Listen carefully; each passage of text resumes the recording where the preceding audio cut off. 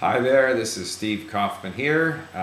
Hopefully this is going to work. I've had some trouble with with the audio on iMovie, and I even took my computer into the store. And basically, what you have to do with a computer when it isn't working properly is to turn it off and turn it back on again. So I think that's what the problem was for some reason.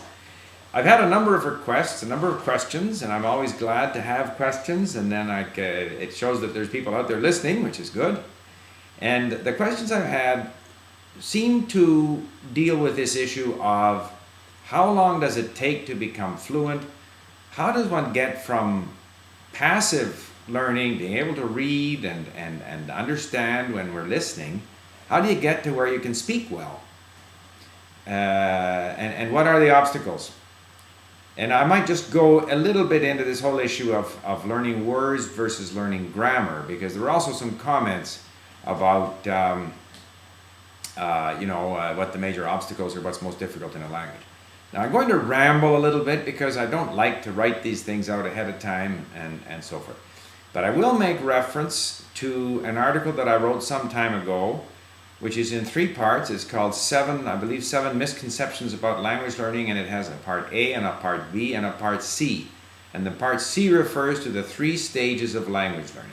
And at that time, I said there were 3 stages. There was an initial stage, which I said would take 60 to 90 hours.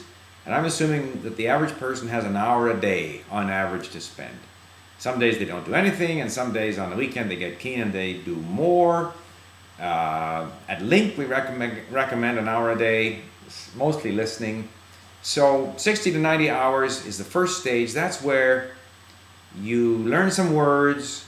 All of a sudden, a language that was very strange, that was just a bunch of noise, starts to have meaning. It's very exhilarating, it's very exciting to all of a sudden be able to make sense out of something that made no sense whatsoever. A lot of people in that initial stage, they're too concerned about nailing things down, trying to remember grammar rules, remember every word. You're not going to. The grammar rules are not going to make much sense until you have a lot more exposure to the language. The words all seem the same. And so all you can do is hope that you start to all of a sudden it's like a great big fog, or it's like a jigsaw puzzle, and you're starting to get a bit of a sense of what it's going to look like. And that's, say, 2 to 3 months, a lot of listening. If you're on the Link system, you're saving words and phrases, you're reviewing them. So that's the first stage. The second stage, which is where we start, and I should say in the first stage, you're stuck with beginner content. Now, I think it may be possible to start with authentic content. Some of the podcasts we have at Link, which are genuine conversations, often conversations use high frequency vocabulary. It's possible that people can start from scratch as long as the audio and the text are both there and they have a system like Link. But in the second phase, therefore, after say 2 months or 60 hours, it might be longer if you're dealing with a different writing system, as in Chinese. But now you're in the second phase, and here you want to be dealing with authentic content. So here again, that's why at Link we fill our library with authentic content. Choose something of interest. Listen, read, learn the words, focus on the words, save phrases, because the phrases embody the grammar. You can start looking at some grammar rules. I mean, you can always look at the grammar explanations, even as a beginner, get yourself a bit of an overview. Just don't worry about learning them. Just don't worry about trying to produce them correctly. So in the second phase then, you're listening to a lot of authentic content. If in the first phase you didn't speak a lot, in the second phase you start to speak a little bit more. I think in my text I indicated what sort of vocabulary level that would be. I think I said in the first stage there that you would only know about 1,000 words after 2 months or so. Knowing doesn't mean you aren't going to forget them, by the way. The second stage would take you to, I didn't put a number here, but it's got to be about 3,000 or 4,000 words. And there we're looking at 180 to 360 hours, which is like 6 months to a year. So that's a long period. But you are dealing with authentic content. And there I recommend conversations, because they're easier than articles or literature, because articles or literature tend to use more difficult vocabulary. And one of the themes, my main beliefs is that words, vocabulary, these things are much more important than grammar. That's what's holding you back. You're missing the words.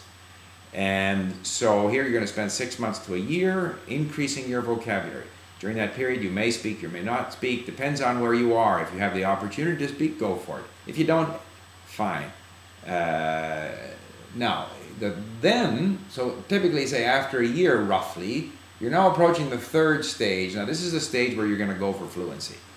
Now here you continue very much the same kinds of activities. Do what's easy to do. Listen and read. Work on your words. That's easy to do. You can do it anytime. I can listen when I walk, when I drive, when I wash the dishes. It's easy to do. I can read. I enjoy it. Here you're going to move to more difficult content, perhaps literature, always being guided mostly by what interests you. Okay. And hopefully now you're accumulating more and more words. The grammar is starting to look a little bit, make more sense to you now that you read the grammar explanations, you understand what they're talking about. I'm in LINQ, so what I do now is I tag words and phrases by gender, masculine, dative, so forth from my Russian. So there are little tricks. There are other systems out there that can help you. So now how do you get to speaking well? And people say, well, I can read, but I can't speak. First of all, let me say that I have yet to come across a person who can read well and who understands well and can't speak. I have had people tell me that they read well, and I say, do you read novels in English? For example, people say, in English I don't speak well, but I can read well. Well, I say, do you like reading a novel in English? Is it comfortable for you to sit down and read a novel? And they say, well, no, not really. It's a lot of work. Well, then, you don't yet read well. You should be able to pick up whatever language it is and pick up a novel, pick up a magazine, but more than a magazine, a novel, and enjoy reading it. 200-300 pages. That means that you read well. If you have that degree of comfort in reading, I believe you'll be able to speak in most cases. And similarly, you have to be able to understand what you hear. And I have worked in environments where I spoke the language, and the other person, I spoke the local language, whether it be Japanese, French, and I was dealing with locals, therefore, who wanted to speak English. And I can tell when they don't understand. And it's very often the case, and it's very, very unsettling. So you have to be able to understand very well so that the person who's speaking to you in the language doesn't get that blank stare when you didn't quite understand. So if you have those two things going for you, and those things can be developed through a lot of listening and reading, then you're on your way. Now, to speak well, you have to speak. To speak well comes a point where you have to gather all the tools that you've accumulated, all the words and the phrases and the practice and the familiarity with the language, and you have to put it to the test. And that takes a while. It takes a while. And if you are not in a situation where you have the a frequent opportunity to use the language, that ability to speak will be potential, dormant, but you won't be able to fully develop it.